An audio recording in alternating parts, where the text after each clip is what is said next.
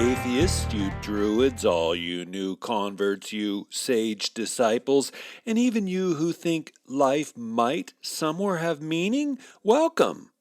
My non-university unstudents, welcome to the Uncensored Unprofessor, a show where we pause to think.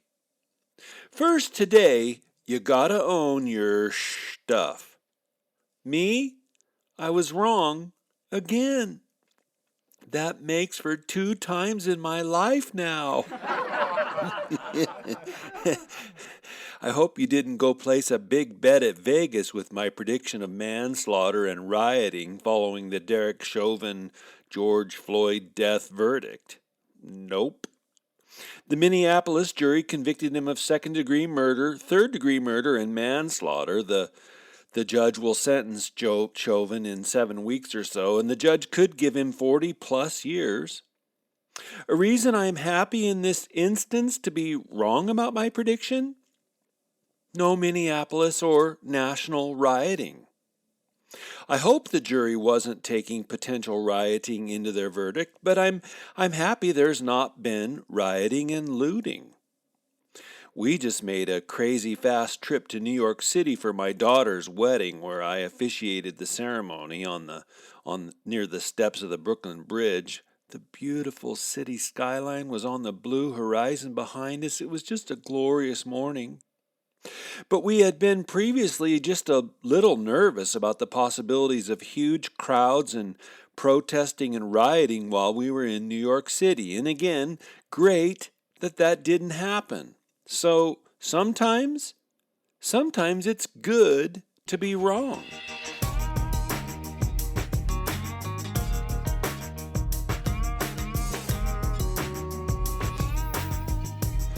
When I, some 4 years ago, first envisioned doing this show, I saw myself continuing in my cherished role as a teacher. I've always loved learning. I still love to learn. Love to share what I've learned. Especially love to share the beauties and truths of the Christian worldview. Love taking that truth and edifying, that strengthening the faith of believers or sort of believers. For me, that's delicious stuff. It's like going on an Easter egg hunt and bringing back more beautifully decorated eggs than I can share with the whole class. So for me, teaching is sharing, clarifying. But I've never really envisioned moving into some prophetic role. True, I've always had a bit of a prophetic edge to my stride. I mean, across my life I've been willing, upon occasion, to stand up and say something hard, speak the truth in a tense situation. But a prophet? Not really, or not, at least, not first. But recently, because the church is taking the wide path, I felt a burden to speak up, to say things I'm rarely hearing inside the world of Christian faith. I feel a prophetic weight pressing down on me. Hey, want to support my agenda? My agenda of edifying believers, processing reality through biblical categories, turning our brains on for the glory of Christ? Then go and make a social media share of one of my URL links. And those who've recently done just that, Roxanne W., Justine C., Dr. G., Victor S., Daniel F., and Thomas Dacchino. Thanks, everyone. Prophetic stuff. Let's think along the lines of prophetic stuff. Did you ever stand up to a bully? When I was in the 7th grade, I was in algebra class. It was for 7th and 8th graders, and I can even remember that it was on the west side of our Central Oregon Junior High campus. The afternoon sun shone in through the windows facing west as I looked north toward the teacher. And seated in the desk behind me sat curly brown-haired Paul. I don't remember his last name, but I do remember he was a full foot taller than me. Isn't it funny how our childhood brains ingrain those images?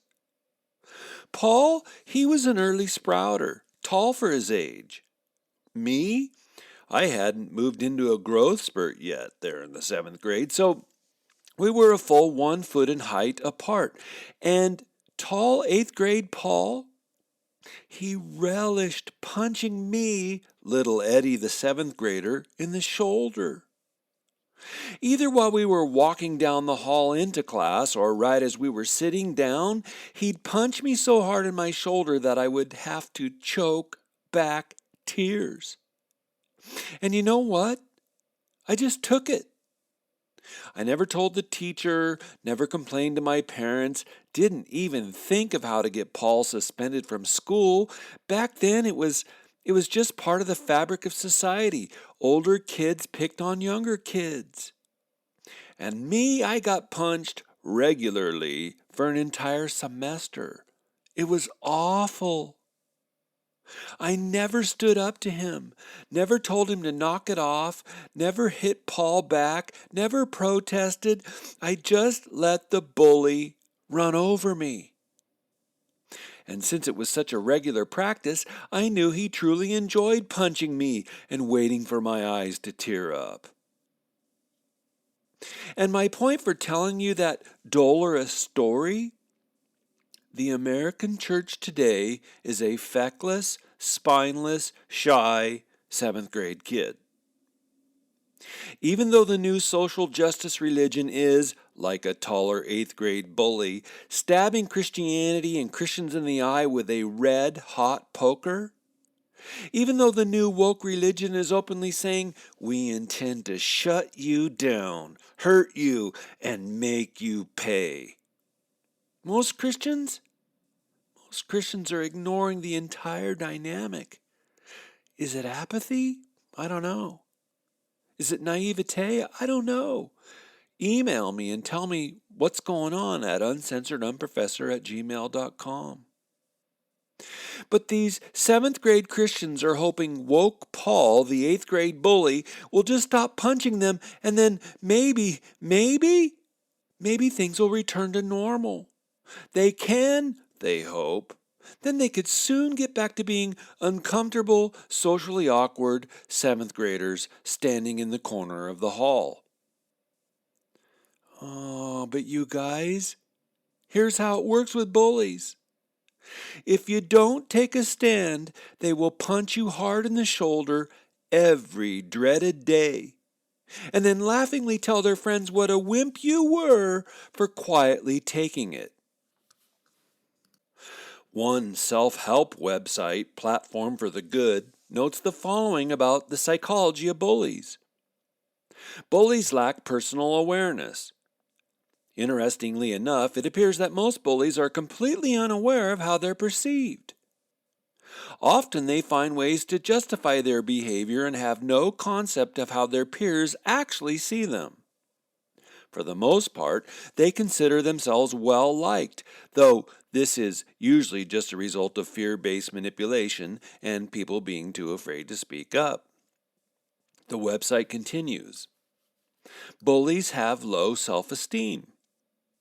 Never having learned how to lose or to suffer can result in low self-esteem, which coupled with aggressive behavior can create a child who not only lacks communication skills, but feels the need to defend themselves constantly.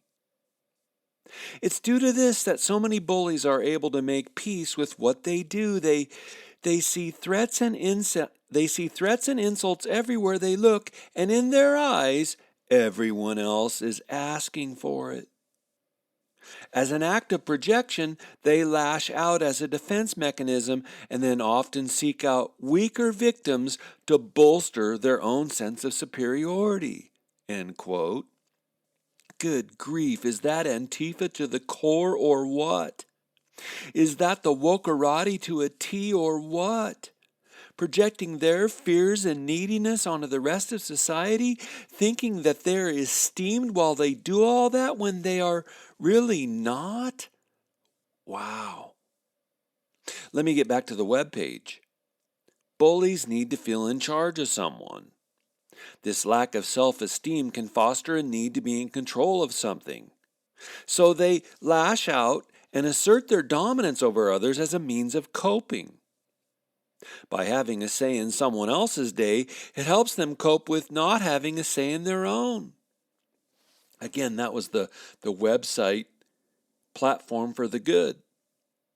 Here's what the website Theravive helps us to flesh out further what's going on with bullying in society today.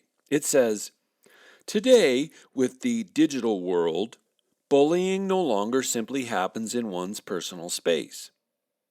Now people can be harassed from thousands of miles away over the internet with sites like Twitter and Facebook. With so many different ways to bully others in this day and age, it's getting harder and harder to control it and protect the victims. Bullies feel that being feared is the way to gain respect and surround themselves with friends and people who look up to them. However, what they do not realize is that people are, air quotes, friends with them, so they do not become a target of their bullying. And it all comes down to fear. Another possibility for the bullying attitude is that the bully themselves feels like they have no control in their lives. So in order to compensate for the lack of value in their personal lives, the bully finds it in other places in inappropriate and unhealthy ways.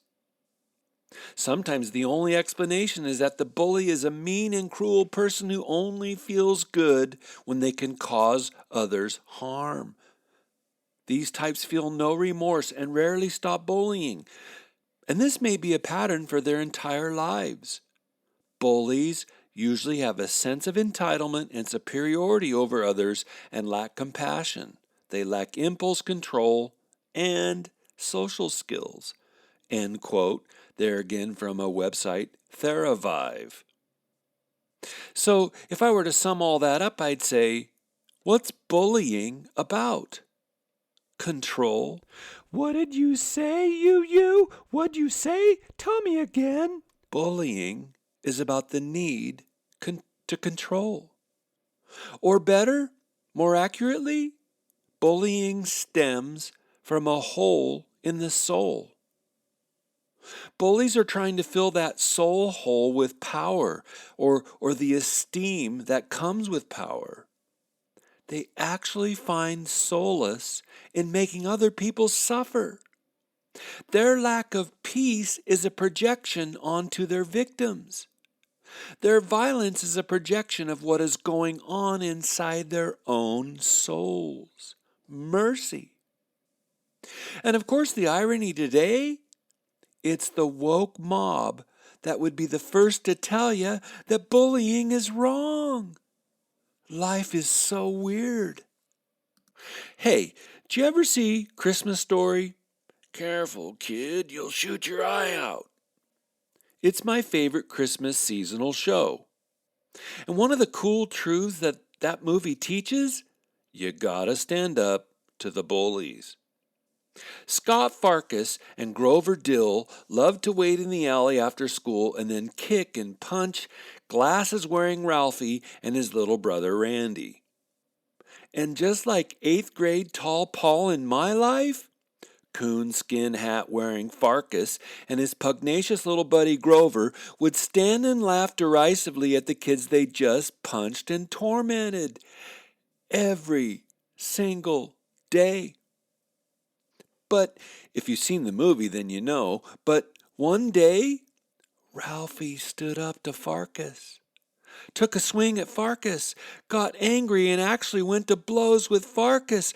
And quickly, to his surprise, Ralphie realized he was on top of Farkas, raining blows down, forcing Farkas to plead for mercy, ending Farkas' spiral of back alley bullying.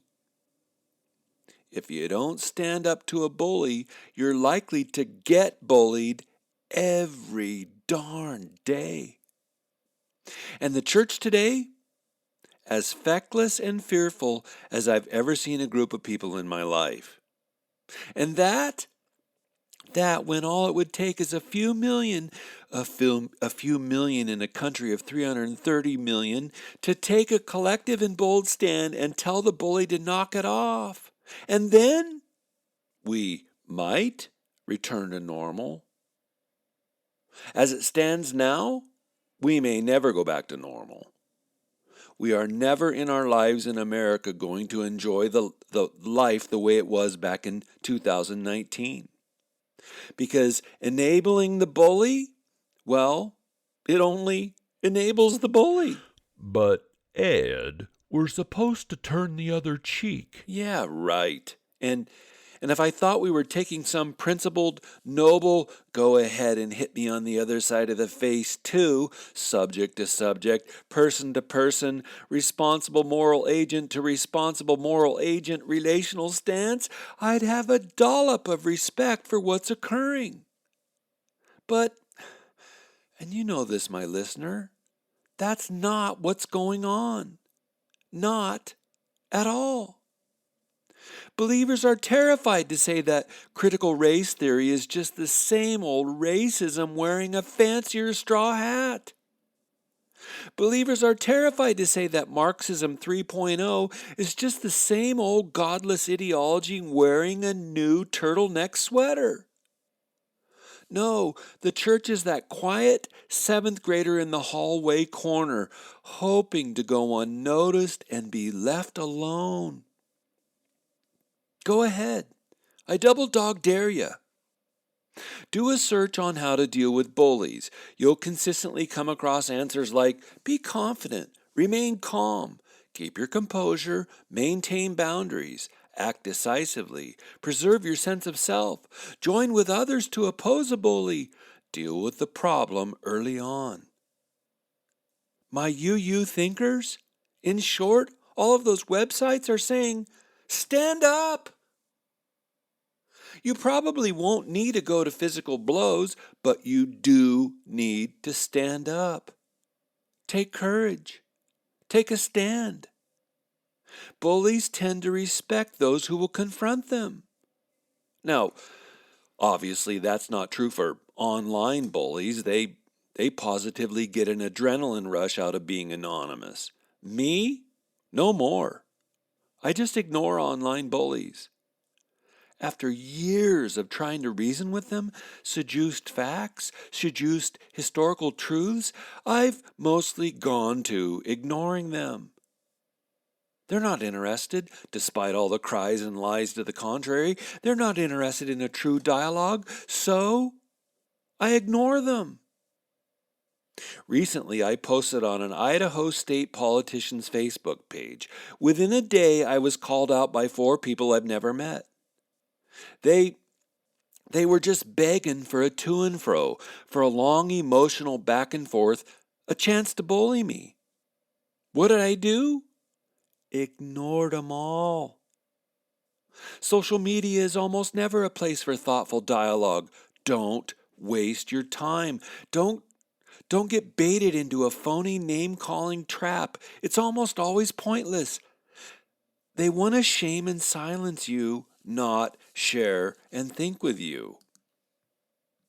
Hey, as a strategic believer, a missional believer, are you supporting Christian ministry anywhere? Yes? Excellent. God bless you as you partner with those called to serve. Or maybe your answer to that question is no. An easy way to make mission part of your monthly budget, pledge $5, $10, or $20 to the Uncensored Unprofessor at Patreon, Patreon. And those pledges go for gold, frankincense, or myrrh memberships.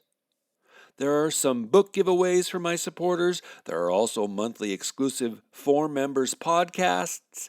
I just released one on my interpretation of the COVID vaccines. Anyway, in all of that, thanks for your consideration. There was a football game of note between the big animals and the little animals. The big animals were crushing the little animals at halftime, so the coach made a passionate speech to rally the little animals. Then, at the start of the second half, the big animals had the ball. The first play, the elephant got stopped for no gain.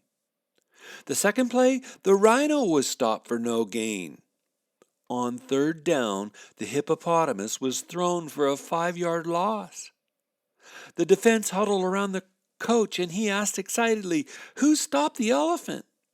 "I did," said the centipede. Who stopped the rhino? Oh, that was me too, said the centipede. And how about the hippo? Who hit him for a 5-yard loss? Well, that was me as well, said the centipede. The coach got upset and demanded, Then where were you during the first half? Well, said the centipede, I was having my ankles taped. That is so funny.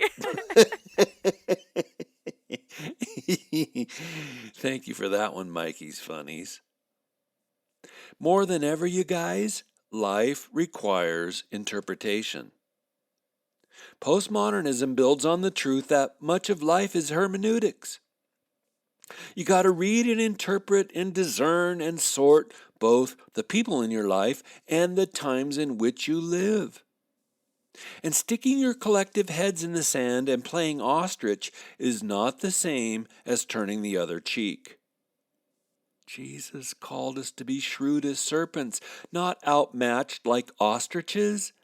Goodness sake.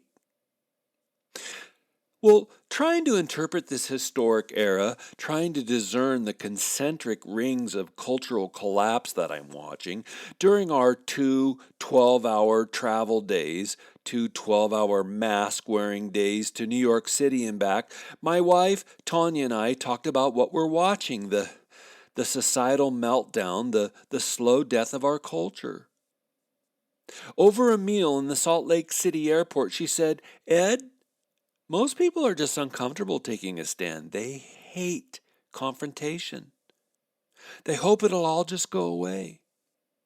Others, they don't know what's going on, and they don't want to know what's going on.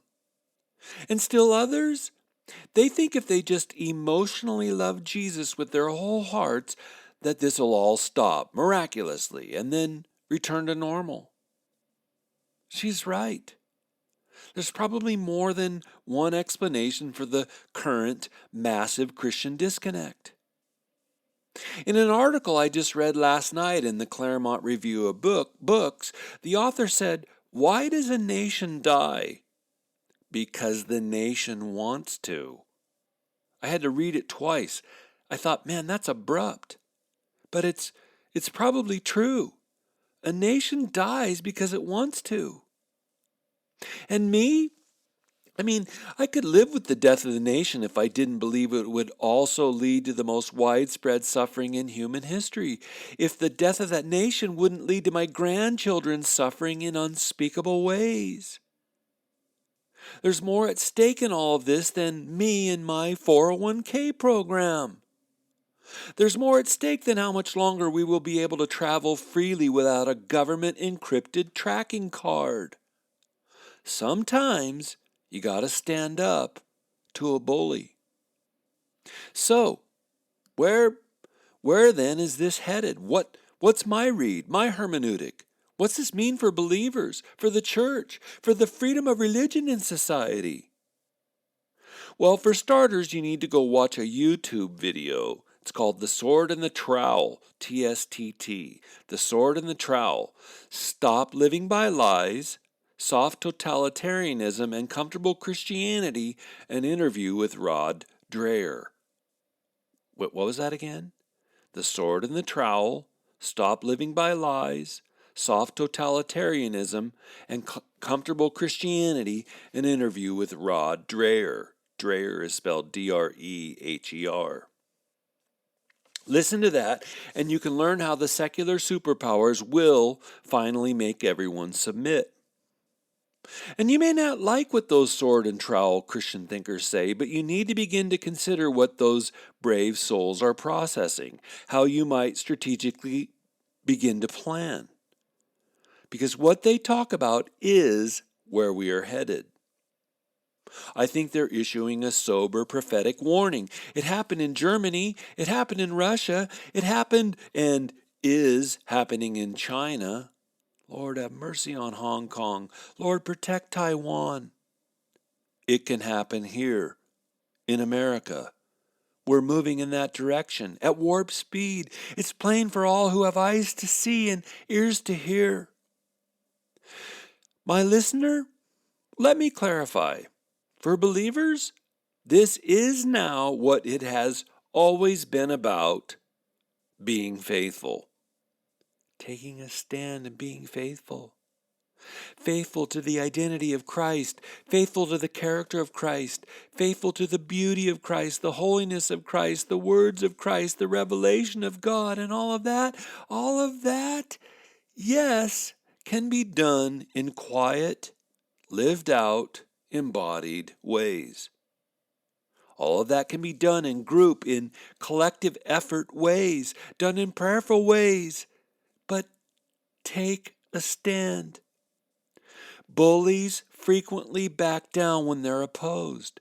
They lose that false sense of bravado. They can realize it won't be as easy as a cakewalk like they imagined. Take a stand. Who? Who takes a stand? Who tells the bully to stop it?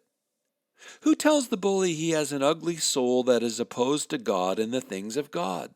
Well, in the scriptures, it's the faithful. The faithful remain true to the word of God. The faithful remain true to the things of God. And the biblical word for the faithful is remnant. The biblical sieve or the biblical template from Genesis to Revelation and even right through the four Gospels, remnant. Let me give you some examples. God went to destroy the whole human race in the flood, but through the faithfulness of Noah, God saved a cadre of folks, and a remnant was saved. Or God decided to choose a man to be the father, the first progenitor, of all believers, Abraham, the first believer. God didn't choose every father alive at the time. He chose Abraham of Ur, Genesis 11:31. He chose one out of the many, remnant. God wanted to establish an entire nation for his own glory. But 10 and eventually 11 of the original tribes he called abandoned him. What group remained? Judah, 1 out of 12. And a remnant was saved. Jesus called 12 disciples out of the entire nation of Israel. And even one of them, Judas, abandoned him. And in Matthew 7:20 through 27, we get a sense of how Jesus processed the prospect that many would betray him. He said, "Not everyone who says to me, 'Lord, Lord,' will enter the kingdom of heaven, but the one who does the will of my Father who is in heaven. On that day many will say to me, 'Lord, Lord, did we not prophesy in your name and cast out demons in your name and do many mighty works in your name and do social justice in your name?' And then I will declare to them, 'I never knew you. Depart from me, you workers of lawlessness.'" And in that passage, you guys, that phrase, "I never knew you," which has been sadly sidelined by the whole elect versus unelect, once saved, always saved, reformed theme of salvation, that's not the point of the parable. The points of that parable are A, those who do my will are those who truly know me. Want to know me? Then obey me.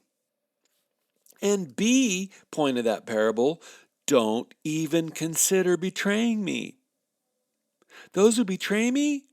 Well, it would be better that we never met. And despite what you think about yourself, on the day of judgment, I'll tell you we never knew each other. Better that you didn't taste and see that the Lord is good than that you tasted and then betrayed the banquet host himself. Jesus is teaching. Betrayal? No bueno. Remnant. Jesus is going to, God is going to, the Holy Spirit is going to save a remnant. That is the biblical template. Here's some direct passages that teach that truth. Enter by the narrow gate. For the gate is wide and the path is broad that leads to destruction, and many are those who enter by that path. But the gate is small and the way is narrow that leads to life, and few are those who find it. Earlier there in Matthew 7. Or Matthew 22:14, many are called but few are chosen. Or here's one for you. It's called The Whole Book of Revelation. That entire book is teaching that same truth. Only some, but especially those who've been martyred, will enjoy the blessings of resurrection life with Christ. Oh, Jesus, have mercy on our brothers and sisters who are facing martyrdom today. Be present with them, Lord. Deliver them. Let alone the passel of specific verses that teach directly that God is not going to save everyone, but a remnant, nearly every story, Old Testament or New Testament, every story plays upon or resolves with that theme. God is going to save some, those who will, those who want, a remnant, the faithful. Some examples? God saves his own out from Egypt, while not saving Egypt or the rest of Mesopotamia. The book of Exodus. Remnant. God said he sees the 7,000 in Israel who have not bowed their knees to Baal or kissed the god Baal. 1 Kings chapter 1 verses 19. That 7,000, they were the faithful remnant. Or at the end of his ministry, out of the cabal of Pharisees, there were how many? 2 who had turned to follow Jesus, Nicodemus and Joseph of Arimathea. Remnant. Or again, out of the different sects of Pharisees, Luke writes in Acts 15:5, there were some believers out of all the Pharisees. Remnant. Or repeatedly in his corpus, Paul wrote about the bride of Christ being chosen out of the entire world of human beings. That bride, a chosen remnant. She's a smaller, faithful group from out of the larger, infidelity characterized group. Remnant. The remainder, the smaller slice, those who stood up, those who stuck it out, those who remained faithful when the whole world went to hell in a handbasket. Remnant. Now, one web page I came across said the Bible uses the word remnant 540 times. Strong's Online Concordance lists 1,588 references to or uses of remnant in the Bible. And I'm not sure if those numbers are exactly spot on, but they do go toward how common a theme remnant is in the Bible. Hey, want to bless the show but you can't help financially? Go leave a review at iTunes, YouTube, or Chartable. Yeah, it's that easy. So, and here's something I don't often do. I mean, I'm a teacher, not an evangelist. So I'm asking, are you part of the remnant? Do you want to be part of the remnant? Or better yet, what's meant by saying we're part of the remnant? Let me quickly work through some qualities. The remnant faithfully confesses the identity of the crucified and resurrected Lord of history, Jesus of Nazareth. Or the remnant does life together with others who faithfully confess Christ's character and identity. The remnant obeys the commands of Jesus Christ, which means the 10 commandments and Jesus' 2 great commandments: love the Lord your God, love your neighbor. Those who are part of the remnant confess his or her sin when sin is acted upon, or when they sin. People in the remnant are repentant for their sins. The remnant lives in humility. I could share a long list of traits that evince Christian character. Humility would be right there at the top. The remnant processes life through Christic eyes. What are Christic eyes? Well, for starters, the biblical categories of creation, fall, and redemption. I mean, metanoia, repentance in biblical expressions, is never just about your emotions. Jesus calls for the whole self. He calls us to love him with our whole hearts, souls, and minds. The remnant processes life through biblical categories. Despite what Lord Zeitgeist the Uglifier teaches, he himself is a bully. Despite what Lord Zeitgeist the Uglifier teaches, loving God is about a lot more about than emotions. The remnant is willing to sacrificially stand up to bullies and lose friends and family over Jesus. Mercy. I have lost friends and family over the last few years. Ouch. Jesus said, I've come to divide families. Oh, holy God, this has been so painful for me to lose relationship with family members. So sad. But sometimes you got to take a stand. And really? Who is a true friend who believes you're a racist for rejecting critical race theory? Who is a friend who says we can't be friends unless you apologize for your Christian worldview? Oh, mercy. Oh man, you guys, sometimes we do have to make sacrifices. Sometimes we do have to suffer. Again, Lord have mercy, Christ have mercy. Sometimes, oh please, sometimes we have to stand up to a bully. Hey, you guys, thanks so much for thinking with me today. God bless your thoughts and your minds in the risen Christ. Please go now and turn your beautiful God-given brains on, everybody.